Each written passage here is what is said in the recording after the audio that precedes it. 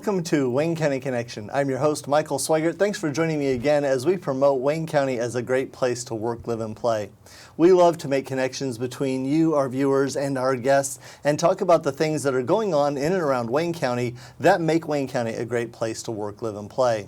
We're excited to have you join us, and we're excited to have you get connected with others. And one place that you can start in getting connected is our website, waynet.org/cc. There you can find information about today's guest and about prior guests, and about sharing the program with viewers who may not be able to watch it on broadcast TV. We are blessed to be able to share this with everyone through internet streaming, and you can find information about that on our website, waynet.org/cc.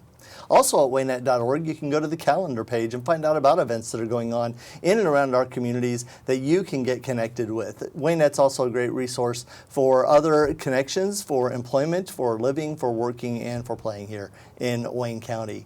Thanks for joining us today. Today we're excited. We're coming near the end of our series that we were doing on Champions of Youth, and we are really excited today to have with us the Boys and Girls Club of Wayne County. Joining us today is Alicia Painter, the CEO, and Sarah Roddy, the Director of Resource Development and Special Events. Ladies, welcome to the program. Thank you. Thanks for having us. It's always a pleasure to have people on the program that are working with youth and helping us, as we here at Wayne County Connection, build on our legacy, promote our strengths today, and build on those for a brighter future tomorrow. And so we're excited to hear about the Boys and Girls Club and what's going on there. But first, before we get into the organization itself, for those of us who may not know you very well, Alicia, let's start with you and just tell us a little bit about yourself. Yeah, my name's Alicia Painter. I came to Richmond back in 2007, attending Earlham College, where I was a Bonner Scholar, which opened the door to the Boys and Girls Club for me. So where I grew up, just north of Cincinnati, there was no Boys and Girls Club that I got to go to. So I began as a volunteer and fell in love with it. I met my husband probably the first week at Earlham and fell in love with him as well. And so we decided upon graduation from Earlham to make Richmond and Wayne County our home. So we have been here ever since attending Earlham, and we have 3 wonderful kids. We have a son, and then we have twin daughters. So a lot of fun in our house, a little bit of chaos too, but that's okay.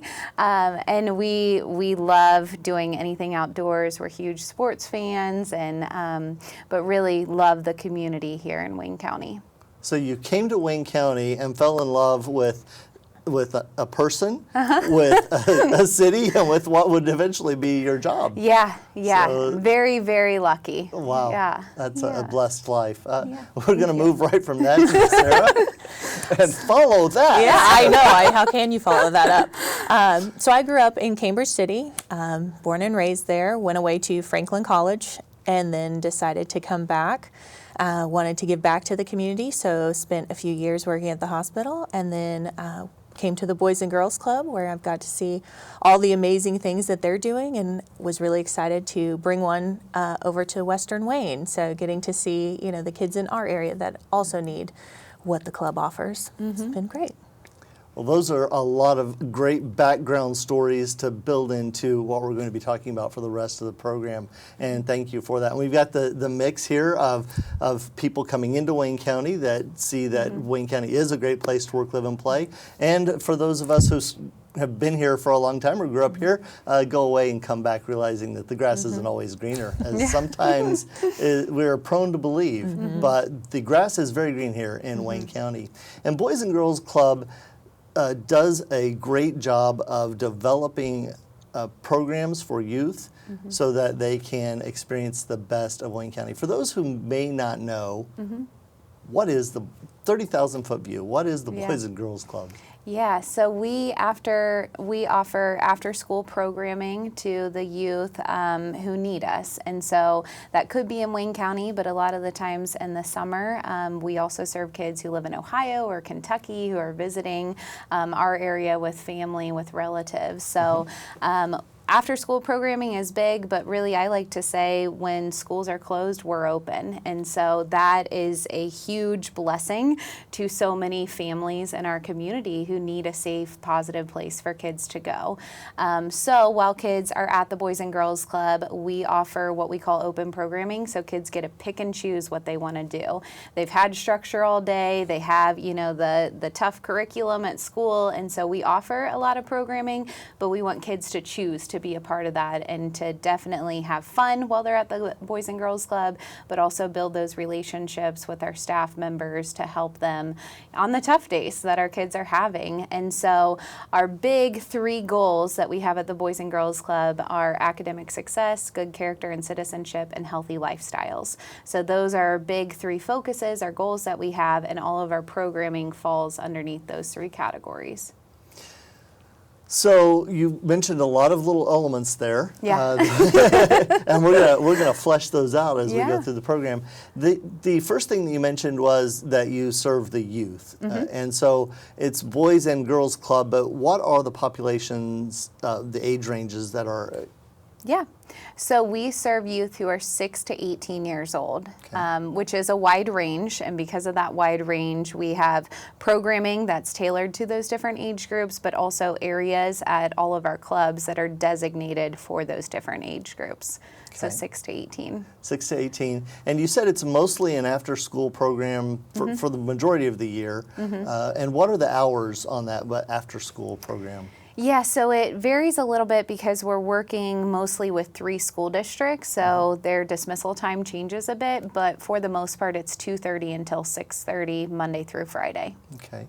And now the big question is where? Sarah mentioned at the top of the program that they do have you do have a office in the Western Wayne now. So tell us, where are you located? Because it's not just one little space. No, there's not. So we actually have 3 clubs here in Richmond. Our Jeffers unit, which is kind of, our home base, and then the McDaniel unit and our newly opened First Bank unit. Then we have our Western Wayne unit, and we also are in the Hagerstown School. So that's our unit there. Okay, so 3 around Richmond, 1 in Cambridge, and 1 in Hagerstown. Yes. Then we also have Camp Guy, so that gets utilized in the summer, and that's 168 acres south of Connorsville that our kids get to go and experience camp life during the day. Okay, and we can talk about the summer program a little bit later. I want to talk a little bit more about now. You mentioned the 3 areas that you focus on in helping youth, and you started with academics, and then character, and healthy lifestyles. And so tell us a little bit about that, because you just said they've spent all day in the structure of school, and now we're giving them a pick and choose, but oh wait, we've got academics. So how does that play in there? And what is the focus there? Yeah, so academic success is we have great partnerships with all the school districts that we're working with, and we actually have teachers from the schools who come into our clubs and help tutor our kids, and that is just part of the services we provide. So if kids need extra support with academics, they can get that. We also do help with homework, and then we're a little tricky to where you don't realize what you're doing is education based, because we make it fun. And so the first hour of the day is really when we focus on, if you have homework, let's get in the classroom, let's work on that. We have the adults to help you, but then we get creative with how we sneak in education into fun games that we do. Okay. Yeah. And then beside the academic success program, the second pillar that you have is character. Yeah. And let's talk a little bit about what you do in that realm. Do you have specific goals or things? I know we're familiar with the WORDS program that comes out of the United Way, and Yeah, so we do utilize the More Than Words program. So we have that word each month that we work with our kids on, and I think that is so important that we are mirroring what our schools are doing, so that way our kids get that consistency. So that's huge. The good character and citizenship is one of my favorite pillars because it teaches about leadership and being a good person and sportsmanship. So you see a lot of our good character and citizenship in what we call our games room. So that's our large room, and all of our clubs that has a pool table and carpet ball and different games that kids can play, but teaching them that, yes, we all want to win, but we're also going to lose, and let's make sure we lose with grace and we're still a good person and we shake hands afterwards. And we're teaching that sportsmanship component, but the leadership component, I think, is just as equally as important. So we have leadership programs called Junior Helpers, Torch Club, and Keystone that are all kind of dependent on the age of the child, where they're focused on giving back. So Junior Helpers inside of our clubs, they have to do 10 hours of volunteer service throughout the week, helping run a game with younger kids, helping the staff members, maybe they're cutting out different items to use for an activity later in the week. So that's more in-house, but Torch Club and Keystone, as we hopefully navigate through COVID, is getting our kids out in our community. So going to our parks and help cleaning those up, maybe volunteering at the event, working with the 4th Street Fair. We're working on how we can coordinate and provide a youth area for our kids. So getting our kids out in our community and teaching them how important it is to participate in community service and giving back. So putting some foundation on that, there's more than just what I am, my life, my goals. It's more of being integrated into a community, not only now, but in the future, and what that's going to look like. Yeah. Yes, it's that. And one of the really big programs that we do for our older club members is called Youth of the Year. And so that also falls under that, where our teens compete to be our Youth of the Year. They get to be that face of the club, that teenager who, I came to the club and it changed my life. And then they hold that title for an entire year and get to engage in different speaking opportunities and really represent the club. So that's one of my favorite pillars, if we're allowed to have favorites. Well, I think you are. We've been talking, as I mentioned at the top of the program, we've been at Wayne County Connection going through a Champions of Youth series, and we've had a lot of people sitting in these chairs talking about working with youth and helping develop youth to the best of their ability and the best of their capability and the best use of their talents, not only for their personal success in whatever that's going to be in their life, but also for the community growth down the road, because we do realize that youth are the next leaders. We do realize that youth are the next workers in all of our industries and the next neighbors that we have. And we want those people to develop good skills so that we have good neighbors. As a Boy Scout volunteer, when I talk to people about what's going on with Scouts, I say, which one of your neighbors do you not want to exemplify one of the traits and values that we promote in Scouting? And it's the same kind of thing there. Which one of these core values and character and leadership do we want our neighbors not to exhibit? And by teaching our youth now and instilling those values in them now, we are growing a better future for all of us. Absolutely, yeah. But we talk about the third pillar. I want to get back to that, because it is more, there's community, there's individual, there's community, there's individual, and it's all intertwined. And the last thing you talked about is one of the pillars of Boys and Girls Clubs is healthy lifestyles. Yes. And so what does that look like? Yeah, so healthy lifestyles is quite a few things. So obviously we want our kids to be as active as they can be and give them a space, which usually are our gyms, where they can participate in active programs. So we run a Club Fit program where we encourage kids to be active for 60 minutes a day. That's very big.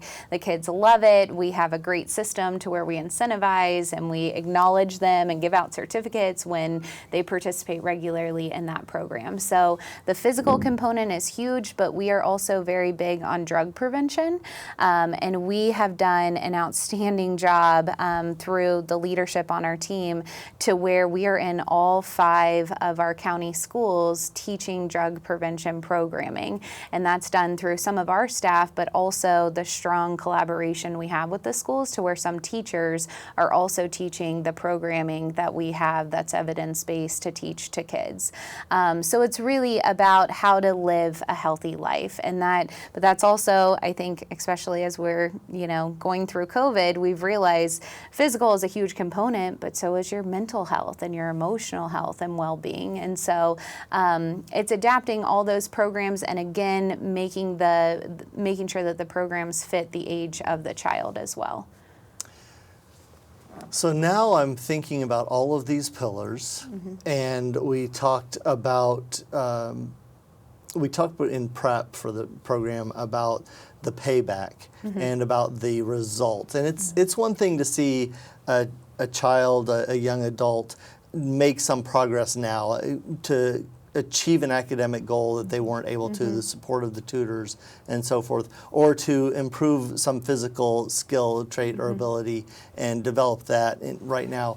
But a lot of the things that are going on in Boys and Girls Clubs and some of the other youth programs, but in Boys and Girls Clubs, are developing values for the future. Yeah. And sometimes it's months, years, even decades before you see the work, the results of the work that you've put in. Right. And I just kind of want to put you on the spot here and say, so tell us a success story that's come out of Boys and Girls Club. Yeah. So we are blessed, and like you said, these could come years later, months later, whatever. We here recently have received several kids that came here years ago. They're in college or they're adults, and they're emailing, thanking us, thanking the staff for, helping them get through those tough times. One of the students is in Tennessee, and he is now working at another Boys and Girls Club and creating the first Torch Club and the first teen night and doing all this. And so not only are they succeeding, are they being better, but they're giving back to their communities wherever they are. And it's just, it really brings you back to why you love this job and why you love the club. Now, you mentioned earlier, Alicia, that you grew up on the north side of Cincinnati and there wasn't a Boys and Girls Clubs where you were to get involved with. Is the program targeted toward a certain demographic? I mean, we mentioned the age range, 6 to 18, but is it targeted to a certain socioeconomic demographic only that can participate in the program? No, not at all. We are open to anyone, and actually part of our mission statement is those who need us most. And so we want to knock down as many barriers that our kids and our families have and make sure that we're there for anyone who needs us. Somebody might only need our services for an hour until they get off work and pick up their child. Some of us need us right until we close at 6:30 at night. And so we are open to anybody who needs us. And a lot of the times, and that I think speaks to our success, is the ones who need us, but also the ones who want us, and you see that when you're 15 years old and you're still showing up every day after school because it's your place, and it's your place because of the programs, because of the opportunities you have, the field trips you get to go on. We always say a lot of our kids have seen more of the world through the back of our Boys and Girls Club van than they've ever had a chance to see before. And so that's how you see that success. But one of the things that I'm most proud of is how diverse we are with the kids that we serve. In regards to socioeconomic status, race, gender, everything. We're a very, very diverse organization. And that probably came about just by opening your doors to everyone that wants to come in. Yeah. So we mentioned, I want to get into some of the logistics of the operations of the program. You mentioned the 3 spaces in Richmond and the 2 spaces in Western Wayne County. If someone is within a few blocks, it's pretty easy. They could probably walk there. But if they're not right close to one of the buildings, what opportunities do they have? What modalities does the Boys and Girls Club employ to make the programs more accessible to people who may not be close by? Yeah. So all of our Richmond clubs have transportation from a Richmond community school, whether it's a school bus that they get on or our Boys and Girls Club bus. So we're very proud of that because in our community and a lot of communities, transportation is a huge barrier. If I don't have a ride, I can't go. So every child has transportation to one of our clubs as well as Seton. And then out in Cambridge City at our Wayne Bing Club, we have a great partnership with that school district, and they transport. And then Hagerstown, they're lucky they get to walk down the hallway and they're there. So that's great because it provides that accessibility to our clubs. And then in regards to transportation home, we are very proud that we do have a take-home route for those adults who really need it. They do have to go through an application process and have a conversation. But if you do not have transportation, whether it's because you're working third shift or because you don't have a vehicle, or maybe your vehicle broke down and you just need it for 2 weeks, we will actually transport you home. So around 6 o'clock in the evening, you'll see our Boys and Girls Club van going around dropping kids off at their home. And I think that to me is something that I'm very proud that we're able to offer because, again, a lot of those kids need us, but they don't have the ride home to be able to participate in our program. So again, breaking down that barrier is big. Right. And you mentioned some of the programs, some of the after-school programs, and you mentioned the summer camp as well. And while we can't get into specifics, there are costs involved, either through the individual or through the agency, to be able to provide these services. What types of opportunities are available for people to support the Boys and Girls Clubs? So throughout the year, we have several different campaigns that we work through. Whether that's our annual campaign, we have special events. So we just finished up Smart Futures, a big undertaking. And, we have people that not only do they give monetarily, they give their time, they give items. So our Christmas shop is a big event for our kids where they get to go and pick Christmas presents and give one to each of their family members, which as, people that have small children, you may not have a little extra money to give them something to give back. So, we have coming up our 65th celebration. It's the first week of November every year. It's our challenge match, and we're getting ready to celebrate that, and we will be looking for donations then. So a Smart Futures program, and what's that exactly? So Smart Futures is where we celebrate an honoree. So this year it was Desmond Bain. We celebrate someone who has hopefully come from our area or maybe has some experience with the Boys and Girls Club who have been able to go on and to create a smart future for themselves and been successful, to come back to, talk with our guests, to talk with our donors about, how the club affected them and how they like to give back to their community. Okay. And that's a way to really promote the work that is going on at Boys and Girls Club, and also to encourage people to get involved either financially or with their time or other resources as supporters of Boys and Girls Club.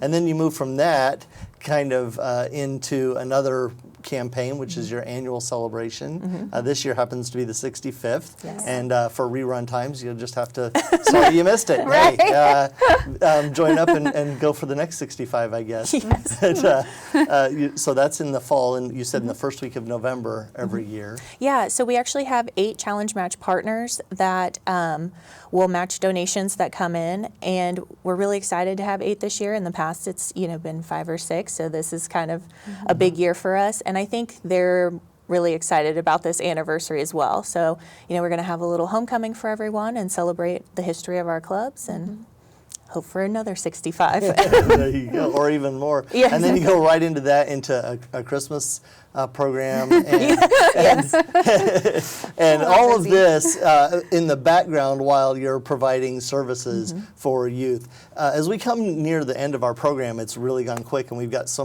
many questions I still want to ask. About how many youth are served in the various programs? So currently we have 1,300 that are registered members. So that means that they're a member of the club. They can come any day after school. However, through our outreach programming and providing prevention programming inside all of our 5 school districts, we serve about 2,700 youth through our registered members and our outreach program. So Yeah, a lot of people. That's a lot of touches Yes, in youth yes. in Wayne County. And then about how many volunteers do you have running in the program right now? So It depends on the day and the event. Right. I would say we probably have about 20 volunteers, and a lot of those, COVID's been a big hit. So we have people who are coming in who just aren't comfortable yet, and hopefully we'll get back to that. But we have great partnerships with Earlham, with IU East, with Ivy Tech, to where we get a lot of college-age students who come in to volunteer. Like Bonner Scholars from Earlham. Yeah, maybe they'll stick around. So we have that. And then, like Sarah said, our Christmas shop, it takes over 100 volunteers to make that Christmas shop happen. So we have a core group of our Christmas shop team, and then we also have over 100 different people who come help shop with kids, wrap their gifts, send them out the door. And but yeah, it's a big production. We are coming really close to the end of our program, and I want to just say there has got to be a way to figure out more or to learn more about Boys and Girls Club. How would our viewers get connected with you to learn more? So they can go to bgcrichmond.org, which is our website. That has all the information on it you could ever want. But I think personally, it's more fun to keep up with us on Facebook at BGC Richmond. You can see pictures of the kids, the activities we're doing, and what's going on with the club day to day. Okay. And again, if they wanted to stop by, the addresses are on the website, or if there's a phone number that they could contact you with. Yeah, our phone number is 765-962-6922, and that's at our Jeffers unit. And that's the Jeffers unit. Yeah. But that'll get you connected. Anybody that's interested in getting connected with the Boys and Girls Clubs here in Richmond. It's BGC Richmond, but it's BGC Wayne County Yes. because of the extra spaces that have opened up. I wanted to talk about how the program had developed and talk about the history, but you're going to have to get in touch with Alicia or Sarah to learn more about the history or what you can do to get involved and connected. Alicia Painter, CEO of Boys and Girls Club, Sarah Roddy, the Director of Resource Development and Special Events. We barely even touched on the special events. Thank you both for coming to the program today and talking about what Boys and Girls Clubs Richmond is doing to promote Wayne County as a great place to work, live, and play. Much success. Thank Thank you. you. Thank you.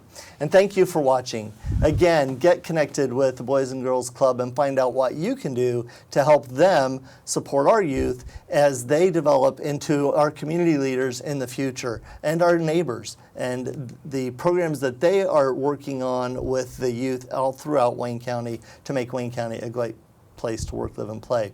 I'm Michael Sweigart, your host, on behalf of our director, Wes, the producer, Jenny, and the rest of the staff and people here at Whitewater Community Television. Thanks for watching. We'll see you next month.